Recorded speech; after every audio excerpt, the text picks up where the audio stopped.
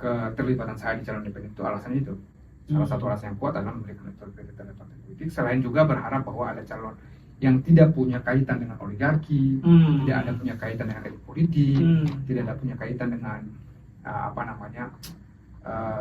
orang bilang penguasa-penguasa di balik layar, itu bisa berkontestasi dan syukur-syukur masyarakat suka dan akhirnya terpilih. Nah, kalau ada pertanyaan atau rumor ini calon boneka, ya itu gimana tuh Bang? Ada yang bilang calon boneka gitu. Itu tidak make sense ya, walaupun orang bisa cocokologi aja ya.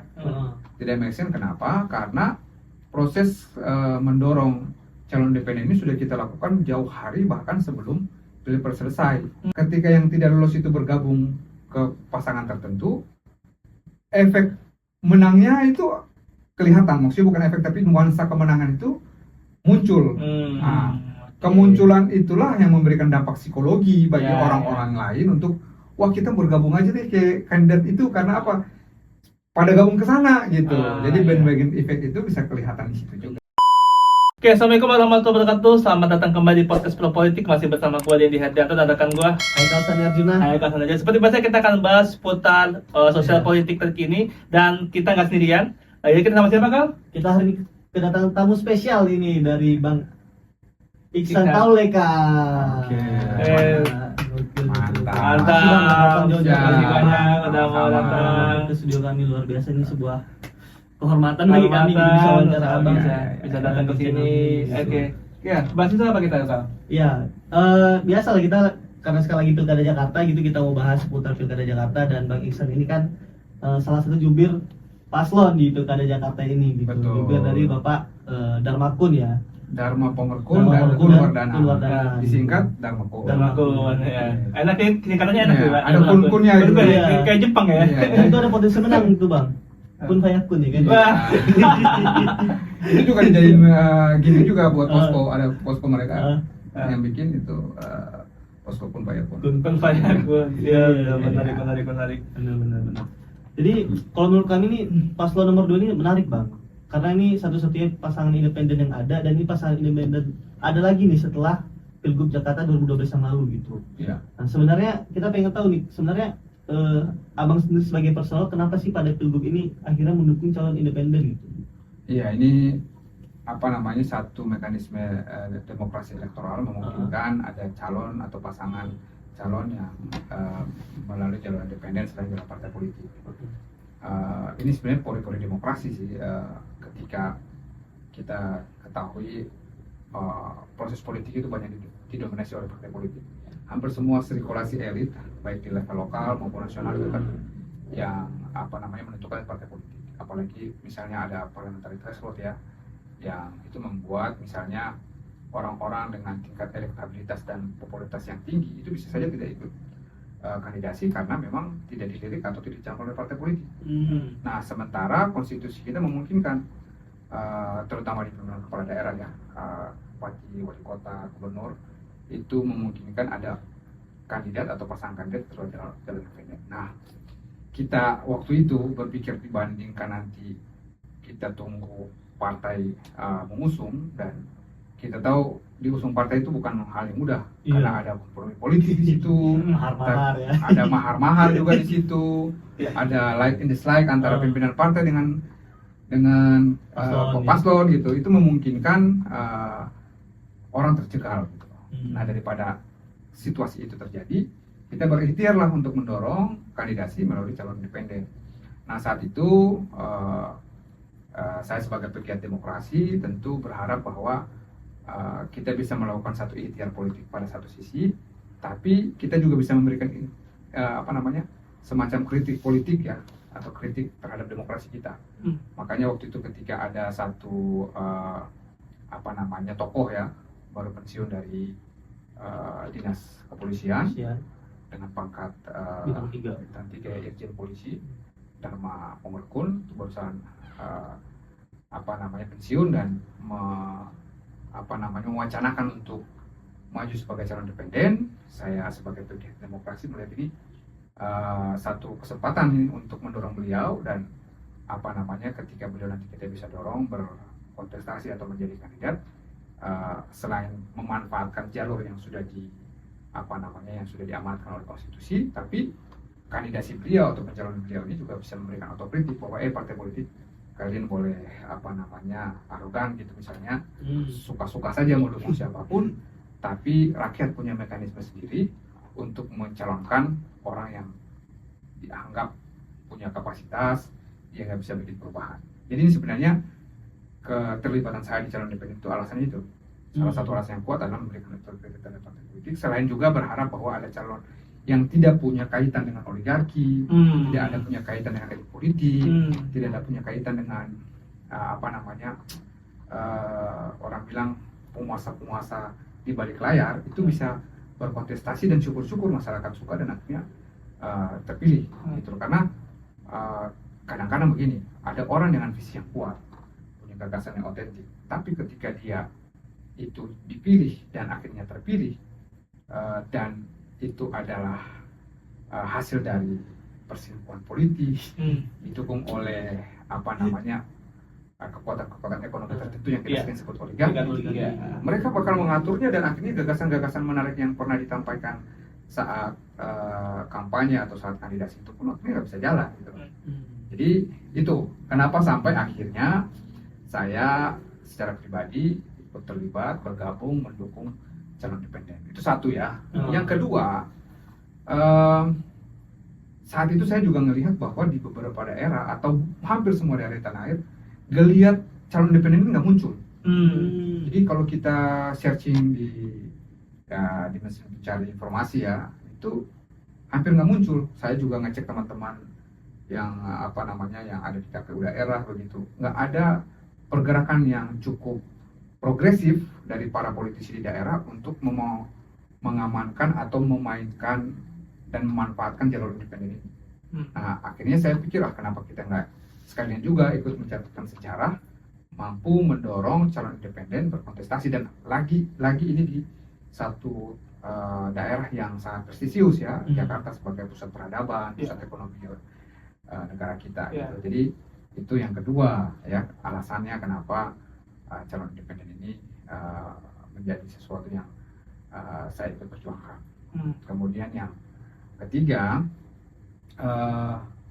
ini penting juga ya calon independen ini untuk orang jadi merasa bahwa ketika Anda tidak punya afiliasi politik atau selera politik yang sama dengan elit politik dalam hal ini partai politik, Anda bisa punya alternatif atau punya jalur pilihan yang berbeda, dan itu bisa kita perjuangkan lewat calon independen. Itu sebenarnya alasan kenapa saya terlibat mendukung calon independen. Nah, kalau ada pertanyaan atau rumor ini calon boneka, itu gimana tuh Bang? Ada yang bilang calon boneka gitu. Itu tidak make sense ya, walaupun orang bisa cocokologi aja ya. Tidak make sense. Kenapa? Karena proses mendorong calon independen ini sudah kita lakukan jauh hari bahkan sebelum Pilpres selesai. Jadi konfigurasi politik pasca Pilpres itu kan kita nggak bisa duga. Itu jadi. Berarti Abang udah ngumpul KTP dari sejak sebelum Pilpres itu? Oh iya, jauh sebelum Pilpres. Jadi kan Abang bilang kan ini satu-satunya calon independen yang ada di Pilgub. Itu emang sesusah apa sih Bang ngumpulin KTP untuk calon independen ini? Ya tentu saja kan, apalagi misalnya begini, kumpul KTP kalau untuk Jakarta itu hampir 700.000. 700.000 Bang? 700.000. Nah itu kan nggak mudah. Iya. Jadi kita sudah kumpul jauh sebelum itu, Maret, April, Mei, itu udah kita kumpulkan sekitar 3 bulan itu. Itu jauh sebelum hasil Pilpres keluar dan konfigurasi politik mulai terjadi. Kan setelah Pilpres selesai itu kan mulai kelihatan tuh kekuatan-kekuatan politik baru, misalnya ada Kim, kemudian PDIP tambah lagi plus yang Iya. dari Nasdem, dari PKB, bahkan PKS juga yang tadinya tidak masuk Kim bergabung untuk mendukung paslon pilkada di DKI, sehingga waktu itu terlihat ada dua kekuatan politik saja tuh, Kim Plus sama independen. Nah belakangan ketika keputusan MK menurunkan Tesok itu, lalu ada pasangan tambahan itu Mas Pram dan Gitu ceritanya. Ya, berarti ini bukan Boneka. Bukan boneka. ya. Jadi buat teman-teman yang bilang ini cowok boneka salah banget bang ya. Ya, Salah sebenarnya banget. tergantung perspektif mana mereka Iya, mau melihat, tapi iya. kalau saya mau melihat dari asbabun nuzulnya ya, atau latar belakang proses politik Iya. ini berlangsung, ini sama sekali tidak diatur, disetting atau diarahkan untuk menjadi pelengkap dalam proses kandidasi politik di Pilkada DKI, tapi ini benar-benar satu inisiatif yang lahir dengan alasan-alasan tadi saya sudah saya ceritakan itu. Oke, alasan yang cukup filosofis sebenarnya Bang ya untuk kita Atau kritik terhadap sistem politik Indonesia saat ini gitu ya. Betul, Banyak dominasi kartel-partai ini ya. kartel ini. dominasi partai politik ini harus kita kritik. Hmm. Nah, kita kritik kan dengan berbagai cara. Salah satunya bahwa kita memanfaatkan jalur independen yang disediakan oleh konstitusi sehingga partai politik tidak serta-merta arogan gitu loh. Karena orang yang tidak dicalonkan atau tidak akan dicalonkan itu bisa pakai jalur lain sebenarnya. Iya. Dan partai politik harus berhitung. Jangan monopoli gitu. Dia Bang, ya. tidak monopoli, dan dia juga daripada tidak mengambil dia dan akhirnya kalah, lebih baik ambil dia dibanding dia maju dari calon independen. Ini untuk kritik ini dampaknya itu akan kelihatan ke depan nanti. Ketika ada pilkada lagi di satu waktu, Iya. ketika partai politik pernah dikritik lewat kita dalam mekanisme calon independen ini, ke depan mereka akan jauh lebih aspiratif dan tidak arogan lagi dalam tanda kutip untuk menentukan siapa yang akan mereka usung dalam proses kandidasi politik di pilkada. Ya karena kan memang kalau kita lihat prosesnya kan orang berasumsi ini boneka karena munculnya tuh tiba-tiba gitu. Pas setelah setelah pilpres tuh gaungnya tuh tiba-tiba muncul independen kan. Ya. Independen karena RK Suswono ini sudah bergabung, kemudian muncul calon independen Dharma Panggatekun yang hitungannya mungkin pas menuju pencalonan itu nggak lama. Jadi orang berpikir itu 700.000 dapatnya cepat banget ya, cuman mungkin sebulan 2 bulan gitu ya. Orang nggak Ternyata tahu nggak kalau lama. ini prosesnya udah lama bang ya dari Ya. sebelum pilpres. Bisa jadi itu juga karena minimnya exposure ya. Jadi Jadi exposure yang kurang memadai. mungkin Pak Dharma takut ria bang, agak tawadu. Ya, tapi Kurang exposure. exposure itu kan bukan harus dari kandidat aja. Oh. Karena proses politik yang kita lakukan waktu pengumpulan KTP itu kita nggak butuh exposure. Iya. Kita kan lagi kerja konsumsi. senyap aja ya. Ya, bukan kerja senyap. Yang dilakukan adalah pengumpulan KTP.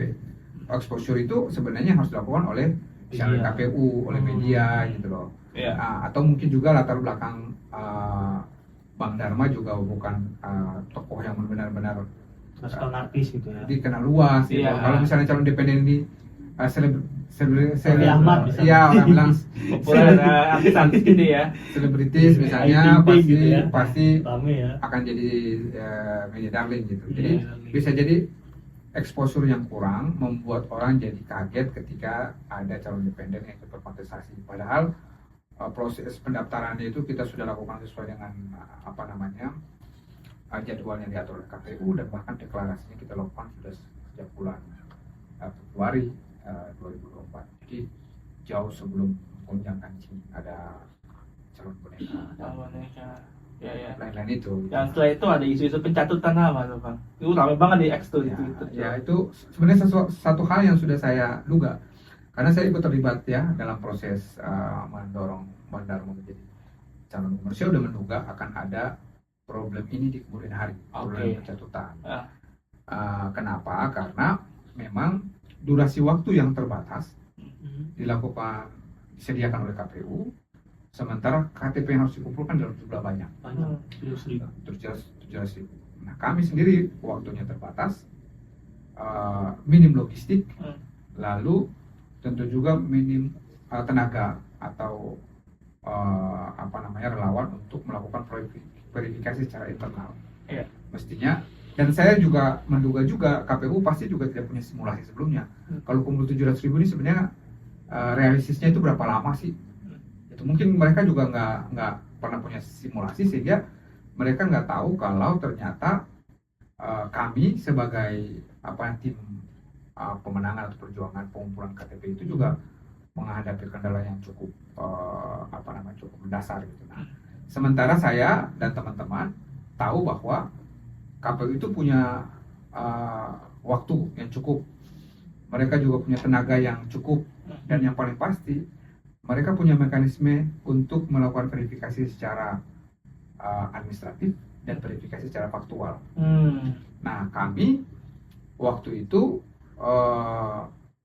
karena tahu mereka punya mekanisme itu, kita pikir ya udah kalau ada orang datang bawa KTP, misalnya ada yang datang bawa 1.000 atau bawa 2.000, ya kita pilah-pilah sesuai dengan daerahnya, lalu kita satukan dengan kan KTP itu sama ada namanya surat dukungan. Nah, langsung kita upload ke Silon. Karena kita berharap setelah nanti diupload di Silon, kemudian KPU akan melakukan verifikasi secara administratif. Kalau reject pasti akan dipinggirkan ya, oleh KPU dan yang lolos akan diloloskan. Kemudian setelah verifikasi administratif kan ada lakukan verifikasi faktual, KPU akan mendatangi. Kita juga berharap ketika nanti dilakukan verifikasi faktual yang reject itu atau ketika mendatangi rumah dari para pemberi KTP atau pendukung itu, jika dia tidak mengaku, dengan sendirinya juga akan dipinggirkan. Sehingga nanti akan ada satu satu tahapan di mana terkumpullah dukungan itu secara real. Itu dalam bayangan kita, sehingga saya udah tahu pasti akan ada problem ini. Nah, apalagi misalnya sistem Silon ya. Silon itu kurang fleksibel. Misalnya kenapa? Kalau kita sudah upload itu KTP, kita nggak punya lagi kesempatan untuk bisa mengedit gitu loh, menarik. Misalnya ketika kita sudah memeriksa ada yang reject juga dalam pandangan kita atau penilaian kita, sementara sudah terlanjur kita masukkan ke Silon, nggak bisa kita tarik lagi. Nah, itu sebenarnya sudah menjadi perkiraan saya kalau nanti pas verifikasi di KPU itu akan ada yang reject tadi. Cuman saya optimis KPU akan melakukan verifikasi administratif dan faktual secara baik, sehingga semua yang bermasalah itu akan terverifikasi. Masalahnya kenapa kemudian ternyata ada yang lolos. Jadi nanti kita lihat lagi apakah waktu gonjang-ganjing pencatutan itu KTP-nya yang protes itu KTP yang sudah lolos verifikasi KPU atau belum. Kalau KTP yang protes itu setelah lolos verifikasi KPU, tentu harus tanya kepada KPU kenapa itu lolos. Tapi kalau dia adalah temuan sebelum verifikasi KPU, tentu tanyanya ke kami. Nah, jawaban saya mau bilang bahwa mungkin saja ada yang tidak atau dianggap reject itu lolos karena kami tidak punya cukup waktu, kami tidak punya cukup resource untuk melakukan verifikasi, kurasi atau verifikasi secara internal, sehingga dan Silon juga tidak adaptif atau tidak fleksibel, sehingga memungkinkan ada banyak yang reject itu bisa saja lolos begitu. Walaupun kami tidak punya mens rea atau tidak punya niat untuk melakukan kecurangan atau pencatutan gitu. Karena yang datang membawa KTP begitu banyak, ada yang dalam bentuk yang dan saya yakin orang yang mungkin yang bawa itu juga nggak tahu kalau yang diantara yang dia bawa ini ada yang terselip KTP yang tidak real memberikan dukungan. Karena juga memang Silon ini kan sistem baru bang ya, pasti ada banyak kekurangannya gitu. Tapi juga kalau kita lihat ini bang ya, sebenarnya kan pilgub ini bentar lagi nih gitu, sekitar 2 minggu lagi udah pemungutan suara gitu. Kalau dari bang Ihsan sendiri ngeliatnya ke depannya bakal gimana nih pilgub nih gitu. Kalau kita lihat kan belum ada paslon yang lewat 50% elektabilitasnya gitu. Ada juga isu salah satu paslon mati mesin ini. Kalau bang Indra ke depannya gimana nanti nih ke depannya pilgub ini gitu. Kalau kita lihat proses yang sudah berlangsung, tentu saja kita akan lihat dari secara saintifik kan kita lihat dari berbagai hasil survei ya. Nah, hampir seragam tuh hasil survei walaupun temuan mereka itu ada perbedaan ya angka, tapi sejauh ini kelihatannya akan berlangsung putaran. Saya nggak tahu nanti dalam 16 hari sisa ini atau beberapa hari menjelang pencoblosan ini ada perubahan peta dukungan ya, atau ada game changer atau yang merubah arah permainan sehingga merubah juga peta politik yang mengemuka, tapi sejauh ini kelihatannya akan berlangsung putaran. Kami dalam berbagai hasil survei kan memang tidak begitu menonjol ya, artinya boleh dikatakan urutan paling bawah. Tapi saya dan tentu semua yang mendukung calon independen tetap optimis kita ngelihat warga Jakarta cukup well educated gitu, well information, maksudnya mudah mendapatkan informasi, dan itu membuat ruang bagi terjadinya perubahan konstelasi atau perubahan dukungan itu bisa saja gitu. Iya. Kalau daerah-daerah dengan jangkauan media yang masih terbatas, kemudian masyarakatnya kurang, dalam tanda kutip, kurang terdidik, agak flat lah. Kalau memang angkanya sudah begitu, kecenderungan akan bertahan sampai ke hari pemilihan masih akan cenderung seperti itu. Tapi Jakarta ketika sedikit turbulensi ataupun ada sesuatu yang dalam bahasa saya tadi menjadi game changer, itu akan bisa mengubah Peta politik ya. secara signifikan. Jadi kalau ditanya, kita masih optimis. Iya, termasuk bener-bener paslon mungkin bisa Bisa menjadi jadi. sebuah game changer juga tuh ya. Banyak, dan kita bisa ngelihat di berbagai daerah ada paslon yang tadinya di atas itu kemudian bisa berubah ketika ada blunder dilakukan, misalnya saat debat kandidat atau pernyataan verbal dia di satu lokasi yang kemudian akhirnya itu dikapitalisasi, dipublikasi secara terus-menerus, itu membuat elektabilitas mereka bisa tergerus, dan akhirnya calon yang tadinya misalnya kuda hitam atau tidak dianggap begitu kuat itu bisa saja naik dan malah punya peluang yang lebih besar gitu. Iya. Berarti ini pilkada Jakarta ini besar peluang 2 putaran, Bang. Besar peluang 2 putaran. Kalau kita lihat trennya sejauh ini. Ya, kalau kita lihat tren sejauh ini akan berlangsung 2 putaran. Nah, kenapa? Karena Jakarta punya keistimewaan berbeda sama daerah lain. Daerah lain itu cukup suara terbanyak atau menang kandidasi.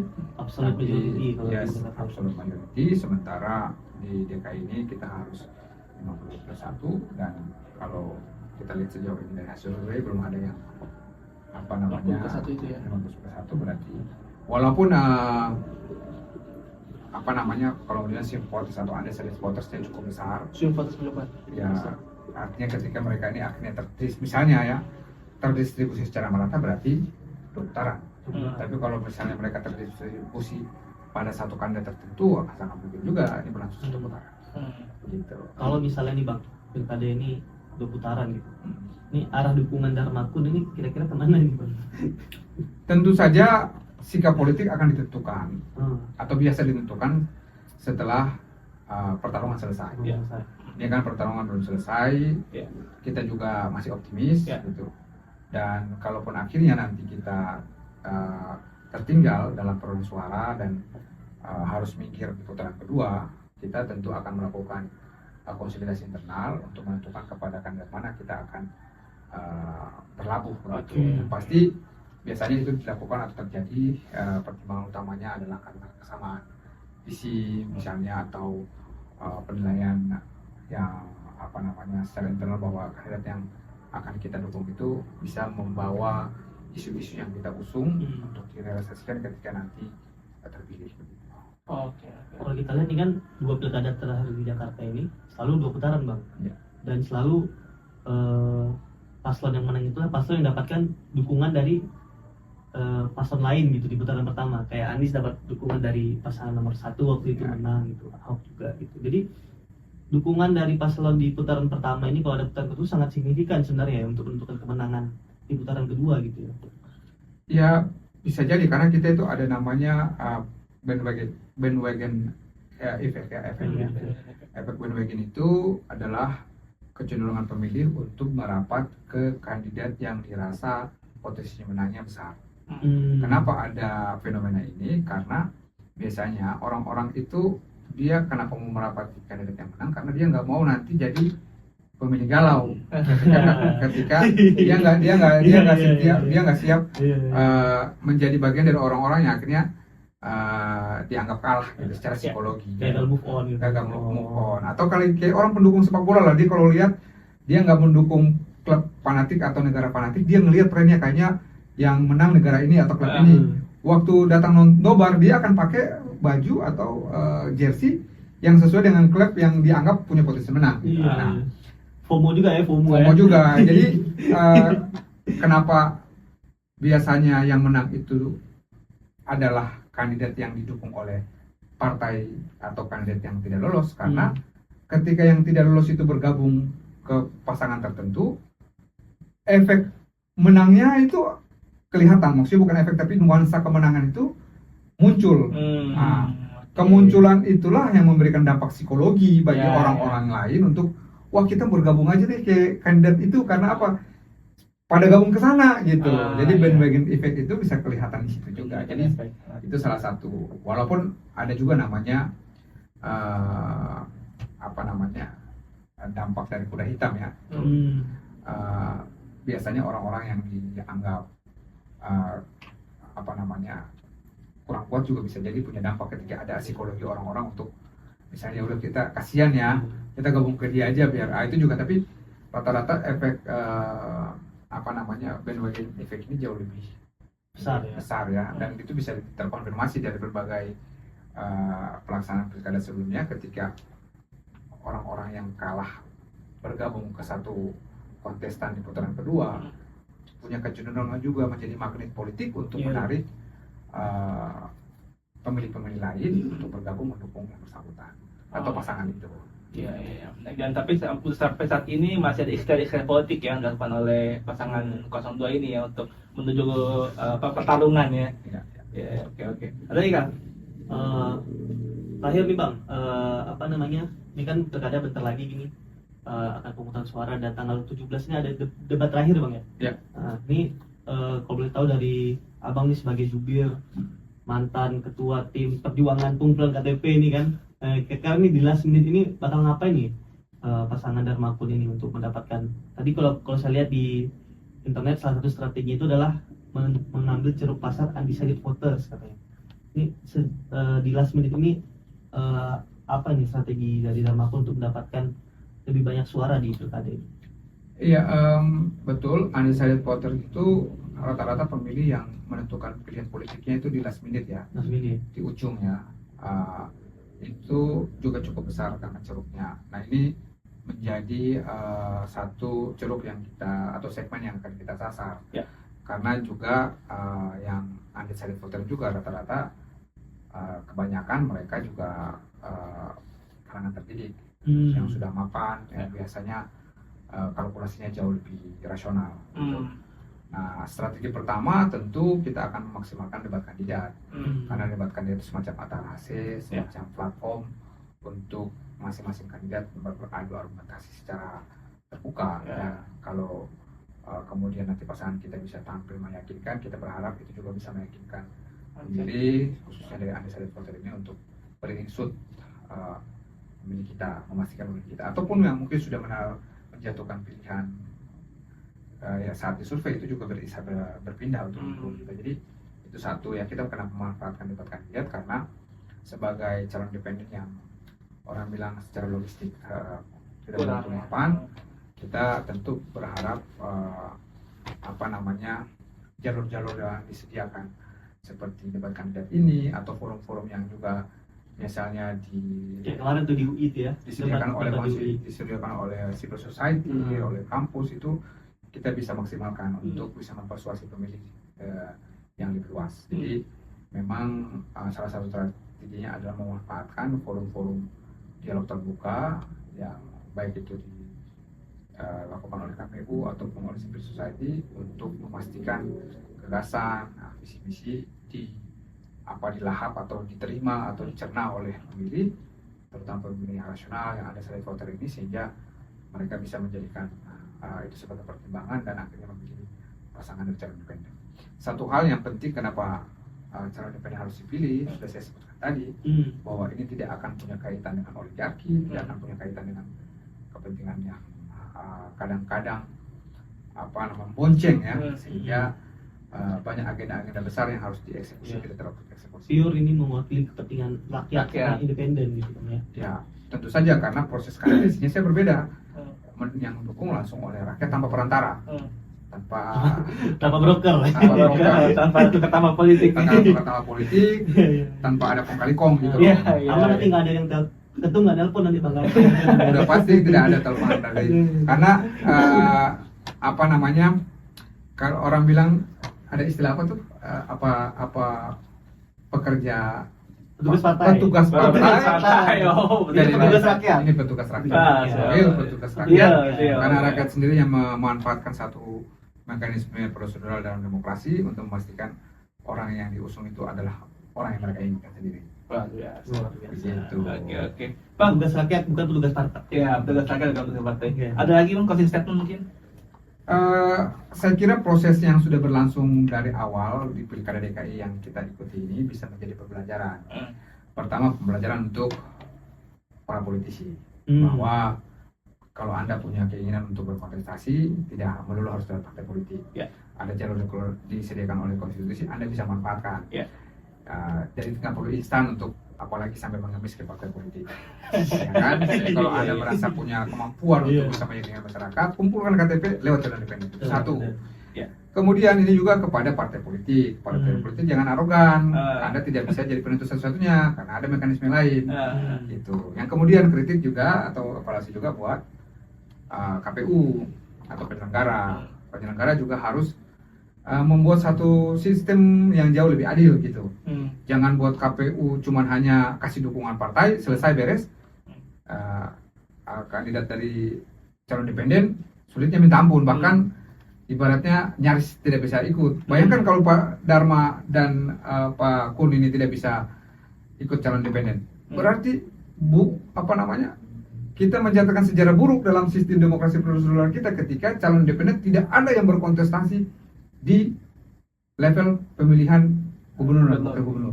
Oke. Di pemilihan wali kota dan wakil wali kota juga mungkin saya nggak tahu apakah ada gitu.